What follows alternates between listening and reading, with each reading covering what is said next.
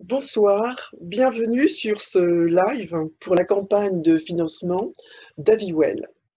Nous sommes ravis de partager avec vous ce moment et de partager notre aventure et nous sommes prêts à répondre aux questions que vous voudrez bien poser. Nous allons commencer par vous présenter notre entreprise, puis nous prendrons le temps de répondre. Et pour cela, vous avez un petit bouton QR sur lequel vous pouvez appuyer pour nous indiquer vos questions. Puisque j'ai la parole, je vais me présenter. Je suis membre de Aviwell en tant que fondatrice, Geneviève Bénard. Je suis vétérinaire et j'ai passé ma carrière comme enseignante à l'école vétérinaire de Toulouse et je me suis spécialisée dans les productions des palmipèdes à foie gras. Lorsque l'Europe a de nouveau autorisé le gavage pour produire du foie gras, elle a sorti cette demande ou cette autorisation d'une mesure qui était de voir des méthodes alternatives pour la production de ce produit. Et soucieux d'éthique et de protection animale, j'ai monté avec mes collègues un centre de recherche et l'idée de pouvoir développer du foie naturellement gras à partir des oies. Voilà le but de notre société. Et je passe la parole à mon collègue Rémi Burcelin qui va continuer à vous expliquer l'objectif de notre aventure. Merci Geneviève, donc je suis Rémi Burcelin, directeur de recherche à l'INSERM et je travaille depuis 25, 27, 30 ans sur le métabolisme énergétique, c'est-à-dire comprendre comment l'énergie alimentaire est utilisée dans l'organisme. À ce titre, il y a quelques années, avec mes collègues, notamment le professeur Gérard Campistron, qui est aujourd'hui président de l'entreprise Aviwell, nous avons fait une découverte, nous avons compris comment les bactéries de l'intestin étaient capables de métaboliser, de transformer l'énergie alimentaire en gras et ce gras d'être stocké notamment dans le foie. Alors ce qui est très important de comprendre, c'est que nous travaillons depuis longtemps sur les maladies métaboliques, chez l'homme essentiellement, et que l'on avait compris les mécanismes par lesquels le gras était stocké chez l'homme, ce qui est une pathologie. Par contre, chez l'oie, ce n'est pas du tout une pathologie. C'est un mécanisme naturel. Les oies migratrices doivent se gaver, doivent manger abondamment de façon à stocker l'énergie dans leur foie et s'envoler sur de longues distances. Donc ça, c'est un concept essentiel. Et nous avons compris ce mécanisme par les premières expériences que nous avions faites dans les années 2014-2015. Nous avons compris et identifié que grâce à des bactéries de l'intestin, alors on pouvait naturellement développer un foie enrichi en gras de manière parfaitement biologique et prévue de manière darwinienne par la nature. Donc à ce titre, nous avons fait les premières expériences face à cette observation et les premières démonstrations. Les démonstrations ont consisté à récupérer cette flore intestinale, à l'identifier, à observer qu'une écologie microbienne particulière était associée au développement naturel d'un foie, donc naturellement enrichi en gras. Et cette écologie microbienne, nous l'avons étudiée et nous avons transmis ce jeu bactérien, si vous voulez, cette écologie bactérienne, nous l'avons transmise à des oisons à la naissance, et grâce à cette transmission, les oisons ont alors été naturellement colonisées, biberonnés, et ont développé naturellement l'instinct de migration, c'est-à-dire qu'elles se sont mises à s'alimenter de manière abondante, et ainsi développer un foie naturellement gras. Sur cette base-là, on avait identifié une solution alternative, comme le disait Geneviève, qui pouvait répondre aux exigences de la communauté européenne. Et on a décidé alors de monter Aviwell et de partager avec vous cette aventure. Nous sommes là maintenant pour répondre à toutes les questions que vous souhaiteriez nous poser. Alors, ce qu'il faut bien comprendre, c'est que de ce procédé biologique, nous avons alors pu le protéger, au moins en termes de connaissances, c'est-à-dire que nous avons un secret de fabrication. Grâce à ce secret de fabrication que nous conservons bien jalousement dans nos cerveaux et dans nos résultats, nous allons à terme, en fonction des développements économiques, pouvoir gagner de la propriété intellectuelle qui va nous protéger. C'est-à-dire que nous allons faire des découvertes de bactéries et nous allons faire, entre autres, des dépôts de brevets qui, sur la base de ces découvertes de bactéries et des associations innovantes de ces bactéries vont pouvoir induire un foie naturellement gras.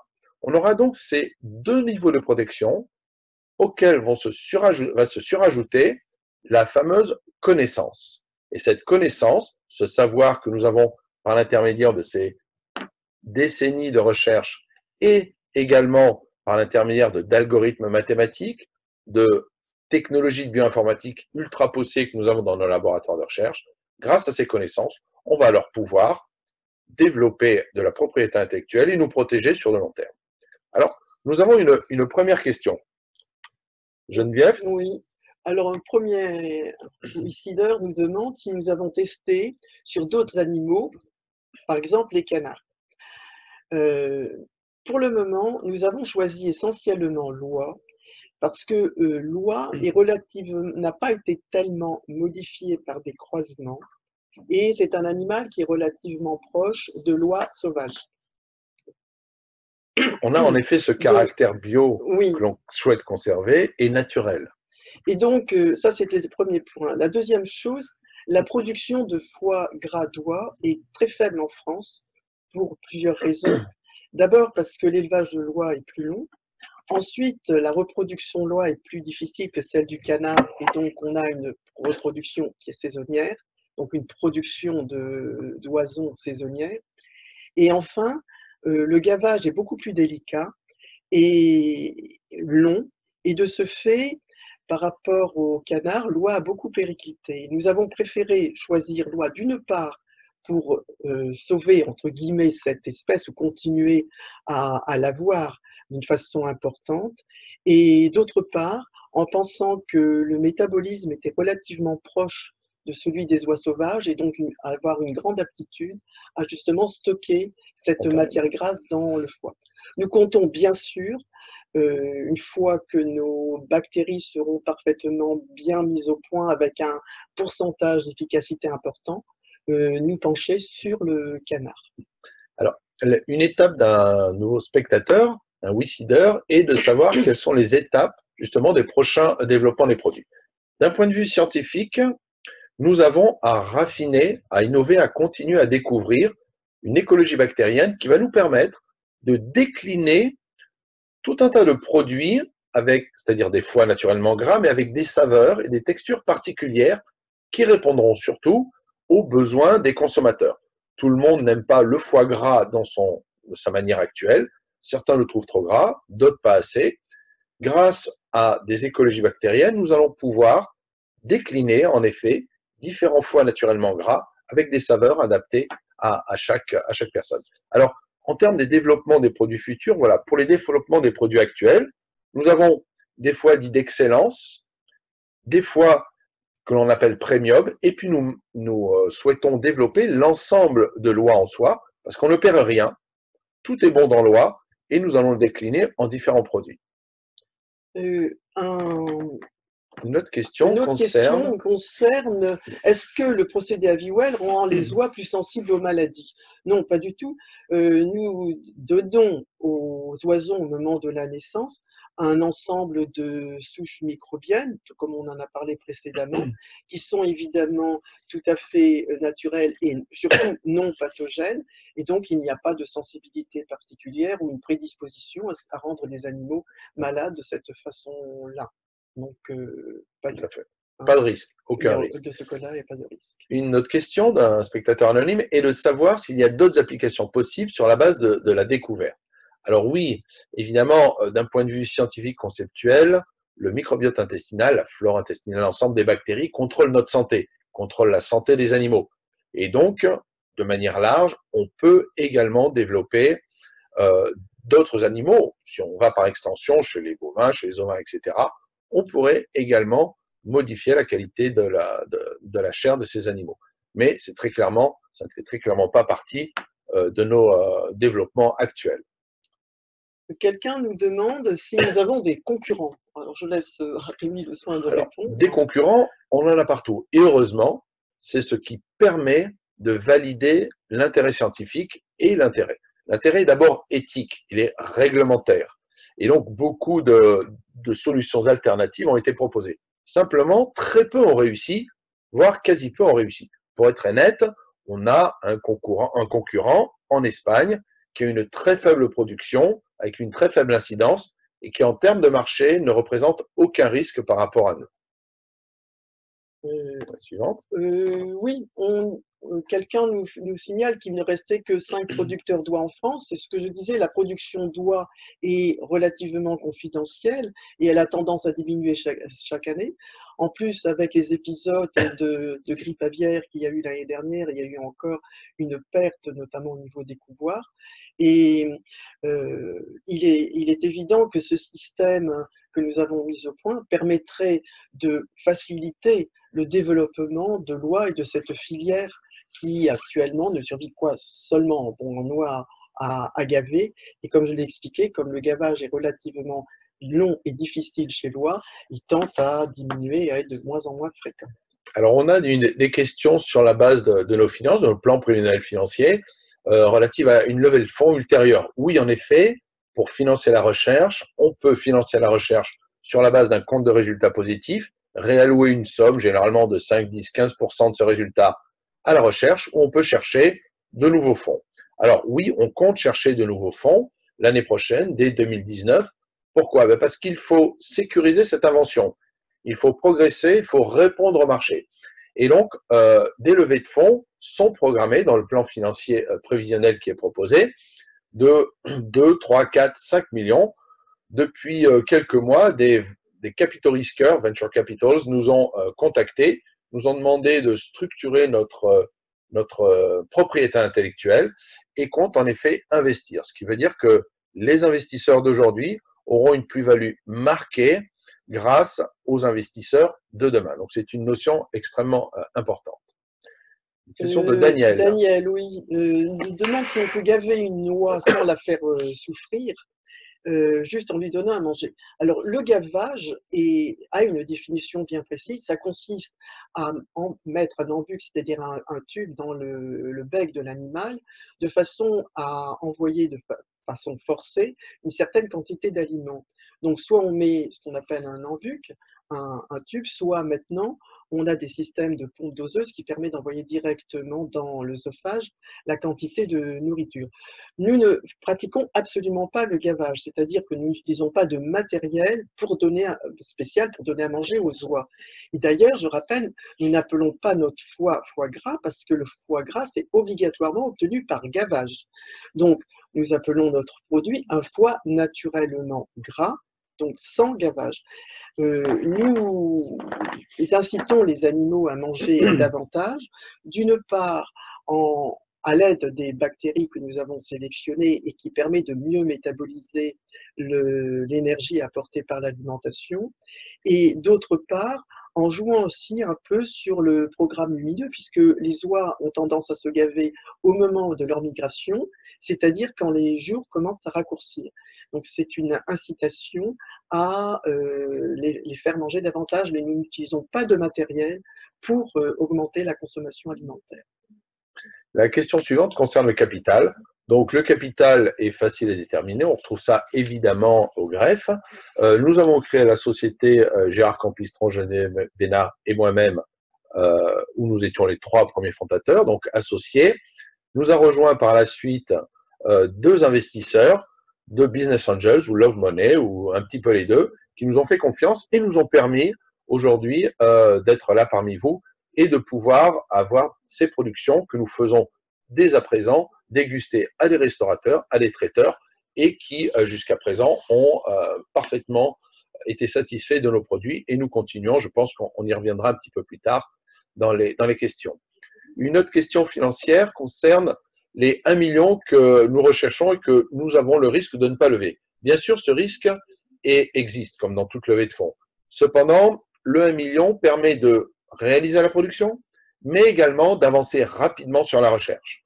Ce qui est important, c'est la première production. Pourquoi? Parce que la production 2018 va renforcer notre communication. Nous allons pouvoir fournir à des restaurateurs, notamment des chefs étoilés, qui nous l'ont déjà demandé, mais je pense qu'on en reparlera, pour fournir des produits. Et grâce à cette production en quantité suffisante pour la communication, on va pouvoir augmenter la diffusion de l'information et de par de là les frontières, il s'agit d'aller aux États-Unis, notamment où le marché est immense. Pourquoi? Parce qu'on a levé ce fameux verrou réglementaire qui empêche l'importation ou l'exportation de France de foie gras, et dans certaines mesures, et en tout cas de graver dans ces pays. Notre procédé pourra être utilisé aux États-Unis. Notre procédé pourra permettre une production locale si d'aventure nous choisissions cette voie. Nous travaillons également en parallèle avec des business angels, des love money.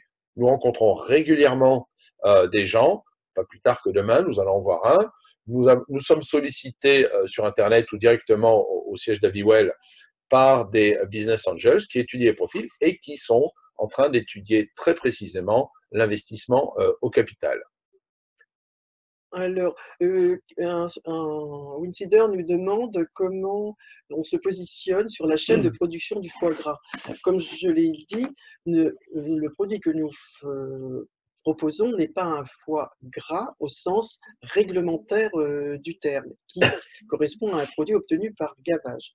Nous essayons surtout de ne pas être en opposition avec les producteurs de foie gras, parce que ça représente une production importante et surtout, ça permet à beaucoup d'éleveurs de vivre et de survivre dans leurs exploitations. Nous proposons vraiment un autre produit qui peut intéresser, qui a d'ailleurs un goût qui est différent, on pourra vous montrer les photos des préparations qu'on a faites, qui a un goût différent de celui du foie gras traditionnellement obtenu. Et nous adressons, comme a dit Rémi, surtout à des consommateurs qui éventuellement refuseraient le foie gras. Et donc, et surtout pour les pays où l'introduction de foie gras n'est pas autorisée pour des raisons réglementaires. Voilà. Je ne sais pas si voilà vous voyez je pense que vous voyez le produit. On a ici une tranche de foie naturellement gras. Qui a été préparée juste en terrine avec sel, poivre et cuit au bain-marie, comme on le voit sur la terrine de droite. Et dans la photo du milieu, ce sont les foies crus qui ont été obtenus lors de notre première expérimentation, puisqu'on a eu plusieurs lots qui ont été obtenus. Et voilà. Le remerciement est à l'artiste Geneviève Bénard qui a pris ces superbes photos. Nous allons arrêter le partage du document et revenir à la programmation. Donc, une question supplémentaire est relative au fait que nous avions été en contact indirect, puisque ce sont des associations qui nous ont contactés, comme L214 ou d'autres, et leur avis que l'on peut trouver dans la presse, qui a été relayé dans la presse, c'est évidemment d'insister sur la possibilité que nous avons une solution alternative et que donc, dans ces conditions-là, on peut répondre à certaines réglementations, aux exigences réglementaires. Et bien sûr, comme je le disais tout à l'heure, on peut surtout franchir les frontières, rentrer sur les marchés complètement vierges et répondre aux besoins des consommateurs outre-Atlantique, au-delà des frontières et notamment en Europe, voire aller jusqu'au Japon. Et sur cette base-là, on va pouvoir vraiment satisfaire ces clients, ces consommateurs qui sont en attente depuis de nombreuses années de pouvoir, à Noël comme nous, manger librement du foie naturellement enrichi en gras. Alors, la question suivante concerne, qui est posée par Xavier, la différence de coût de production entre notre système et le gavage classique. Alors, c'est une question à laquelle il est assez délicat de répondre, bien que nous ayons fait évidemment les études, parce que en gavage classique, les oies sont élevées au moins 13 semaines avant d'être mises en gavage. Quelquefois, c'est un petit peu plus long, suivant les besoins du marché. Donc, il y a une période de 12 à 13 semaines après la naissance, pendant laquelle les oies sont mis en liberté et sont nourries avec des aliments qui permettent une croissance suffisante. Et ensuite, elles vont rentrer en gavage, dans des ateliers de gavage. Ce gavage dure pour les oies en moyenne 15 jours, à raison de 2 ou 3 repas par jour. Théoriquement, il y a 2 repas avec ce qu'on appelle la repasse, c'est-à-dire qu'on redonne après le premier repas une deuxième dose, ou bien 3 repas par jour. C'est pour ça que c'est beaucoup plus long que pour le canard.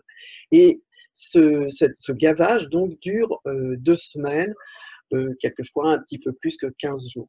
Donc on a un coût d'alimentation, puisque là on leur donne du maïs pour une quantité entre 13-14 kg pour la période. On a un coût d'alimentation qui représente une certaine somme et un coût de main-d'œuvre, puisqu'il y a le gavage 2 ou 3 fois par jour. De notre côté, nous n'avons pas cette opération de gavage, donc pas d'alimentation avec la nécessité d'une main-d'œuvre. Par contre, nous avons une période d'élevage qui est plus longue. Les animaux vont être nourris au maïs un peu plus longtemps, donc on a un coût d'alimentation qui ne va pas être non plus négligeable, qui doit être comparable ou peut-être un peu supérieur au gavage classique.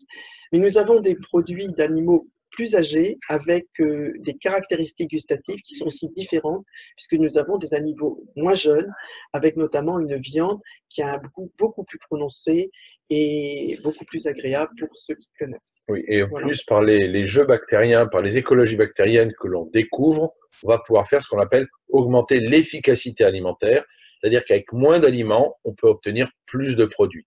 Donc à terme, on pense également réduire assez fortement, de moins 20-25% suivant les perspectives scientifiques que l'on a, la quantité d'aliments nécessaires pour obtenir la même quantité de foie naturellement gras. Monimac nous pose la question, il a bien observé qu'on était surtout issu de la recherche, ce qui est vrai autant l'un que l'autre, et il nous pose la question comment structurer notre entreprise pour la vente, alors, et notamment en Europe et à l'étranger. Je laisse Rémi répondre. Voilà, donc pour la vente et pour la partie recherche, donc une partie de l'argent est prévue pour les développements scientifiques, gagner la connaissance, gagner la production intellectuelle, et le reste pour la vente en 2018, qui va être essentiellement permettant d'obtenir un premier chiffre d'affaires, mais également d'investir en communication. Et puis, pour les années suivantes, on va alors franchir les frontières. Comme je le disais, la production va être en grande partie vendue sur Internet et vendue aux gens qui pourront la payer en fonction des différents produits que nous aurons. On pense avoir un grand succès outre-Atlantique, notamment aux États-Unis, là où le marché est quand même extrêmement grand, et dans certains pays scandinaves qui sont privés justement de pouvoir acheter ce foie gras pour Noël, par exemple, voire toute l'année. Donc, on ne souhaite pas, dans un premier temps, avoir une production de masse. On va sûrement délocaliser 2 centres de production. Pourquoi? Il est important de se protéger contre le risque de grippe aviaire. Et en ayant 2 centres de production qui sont réglementairement autorisés, on pourra alors mettre de côté ce risque non négligeable pour les autres éleveurs et pour lequel nous serons épargnés car dans 2 centres de production. Donc, on pense qu'en effet, l'étranger, l'Europe, mais également les États-Unis seront des pays de prédilection, voire jusqu'au Japon. Tu peux peut-être répondre encore à Molinac qui pose comme question la montée en puissance de la production prévue sur les 5 prochaines années, avec notamment à partir de l'article qui vient de paraître dans la France agricole, avec une productrice chez qui nous avons des oiseaux. Tout à fait. La montée en puissance va dépendre également, évidemment, des fonds que nous allons collecter. On sait qu'aujourd'hui, un retour sur investissement positif, un break-even en anglais, va pouvoir être obtenu entre 2019-2020, on va dire 2020, de manière relativement claire. Et grâce à ça, on va pouvoir, alors, sur la base d'à peu près 25 000 lois produites, on va pouvoir commencer à être en compte de résultats positifs et donc avoir une activité de production plus importante. Il est assez clair que dans notre stratégie, nous ne souhaitons pas envahir tous les marchés et faire une production de masse. Nous souhaitons faire une production éthique, tout d'abord, bio, et nous souhaitons faire une production de qualité. Pour réunir ces 3 mots-clés, il faut avoir une production raisonnée. Et donc ça, c'est très important à comprendre. Un Wissideur nous demande si notre produit est mature aujourd'hui et si nous sommes prêts à commercialiser. Alors tout à fait, on a déjà commencé à rencontrer des restaurateurs. On a rencontré les restaurateurs gastronomes dans un premier temps, Vous avez pu voir les photos des terrines et des foies. On l'a fait goûter et franchement, ça a été un franc succès. Ça a été un franc succès d'abord parce qu'on est sur de l'oie. Ce n'est pas un produit que l'on trouve couramment au restaurant. Et deuxièmement, les restaurateurs furent extrêmement surpris par les qualités gustatives, la douceur, la rondeur, la qualité du gras et les arômes qui en sortaient à la cuisson. Différents types de cuisson que vous retrouverez sur les réseaux sociaux que nous animons. Et donc, en fait, on est prêt à commercialiser. C'est juste une question de rajouter suffisamment d'argent pour que la trésorerie suive et que cette trésorerie nous permette une production. Ça ne veut pas dire que l'on va se garer, bien au contraire, de la recherche, des développements nouveaux, de la déclinaison des différents produits, des différents foies naturellement riches en gras pour répondre aux différents goûts des consommateurs. Et donc, oui, on est prêt à produire. On a déjà des jeux bactériens, des écologies bactériennes capables d'être utilisées pour produire. Nous raffinons ces écologies, nous les déclinons pour répondre au plus grand nombre des consommateurs. La suivante. Oui, elle concerne le contrôle des exploitations, avec notamment le respect de la charte Aviwell. Voilà, donc Oui. c'est important, hein. On doit conserver cette éthique dans toutes les phases que tu connais bien, Geneviève. Oui, alors dans la charte que nous avons mise en place et sur laquelle nous discutons quand même encore sur des détails, il est évident que à partir du moment où nous confions les oisons à des éleveurs, jusqu'à la fin de l'obtention des oies prêtes à produire leur foie, il y a des règles bien précises en ce qui concerne les conditions d'élevage et les conditions, donc les étendues, les surfaces nécessaires pour la production, l'alimentation aussi. Et nous orientons d'ailleurs, nous ne l'avons pas encore fait maintenant puisque nous sommes toujours en recherche-développement, mais nous orientons vers une production bio. Parce qu'à l'heure actuelle, il n'est pas possible de produire du foie gras bio dans la mesure où il y a du gavage.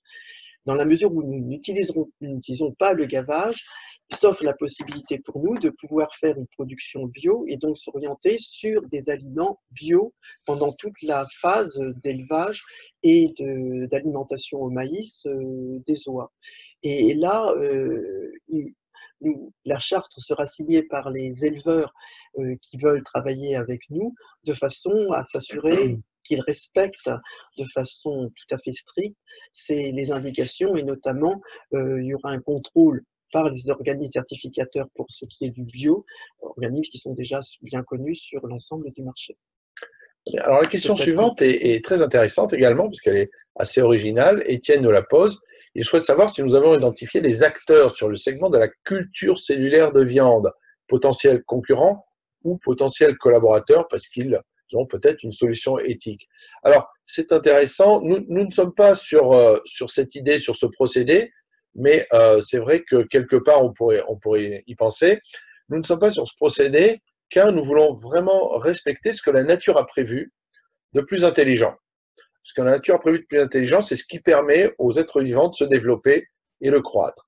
La nature a prévu que la flore intestinale, le microbiote intestinal de l'oie migratrice change de façon à ce que l'énergie qu'elle consomme en grande quantité puisse servir pour stocker sous forme de gras cette énergie qui va lui permettre de migrer.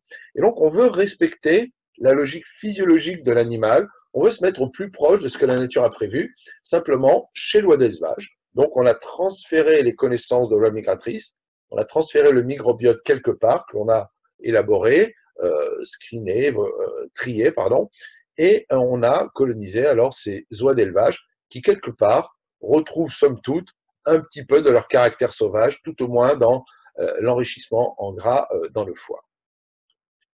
Tristan nous pose une question sur le prix de vente qui est évoqué dans notre plan, qui est de plusieurs centaines d'euros voilà. le kilo. Oui, c'est vrai que ça paraît très, très cher, sachant que autrefois, le foie gras était vraiment un produit de luxe, au même titre que d'autres produits de luxe qu'on réservait à des moments exceptionnels, que ce soit par exemple la truffe ou le caviar.